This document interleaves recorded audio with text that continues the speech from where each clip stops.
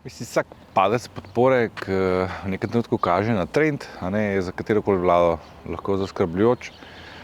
Tu pa vendar treba opozoriti na dve zadevi. Jaz to vlado velikokrat primerjam oziroma projekt Gibanja Svoboda z zmago SMC 2014. Tudi takrat je bila ta rekordna zmaga do takrat.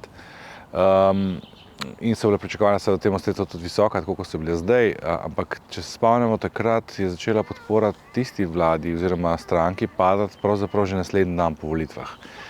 Pri Golobovih je vztrajalo pol leta na zelo visoki ravni. Pri Golobovih je bila tudi ta velika razlika, da je uspelo že samo s to zmago na volitvah njim dvigniti zaupanje v ključne politične institucije, predvsem vlado, ministrstva in tako naprej, kar se ni zgodilo v zadnjih 12 letih nikoli.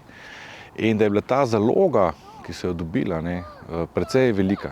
Vse so bila s tem tudi visoka pričakovanja. Vse to pa predvsem trg z realnostjo. Ljudje, ko volijo nove obraze, nikoli ne vedo natančno, koga volijo in vanje projicirajo svoje želje. Zdaj, te želje so v veliki meri, seveda, pričakovanja so v veliki meri tudi nerealna. Tako da do neke mere gre za trg z realnostjo. In absolutno tudi številne napake, ki jih ta vlada zagotovo dela. Predvsem v komunikaciji, pa tudi v odločanju. Se pravi, obljubi 600 evrov, pravosodju ne izpolni obljube in tako. Še cel niz teh napak je bil.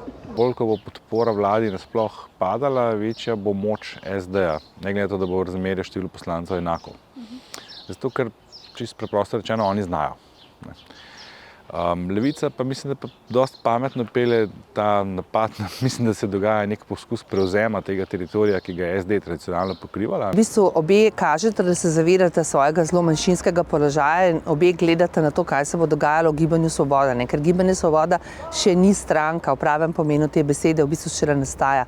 In od Gibanja Svoboda bo potem odvisno, kako bo delovala in vlada in kakšni bodo odnosi v tej koaliciji. Če bodo koalicijske partnerke zaznale velike težave, se pravi, odhode poslancev, predvsem odhode poslancev in krizo, seveda potem se bo bo to poudarjanje razlik med koalicijskimi partnerji in Gibanjem Svoboda čedalje večje.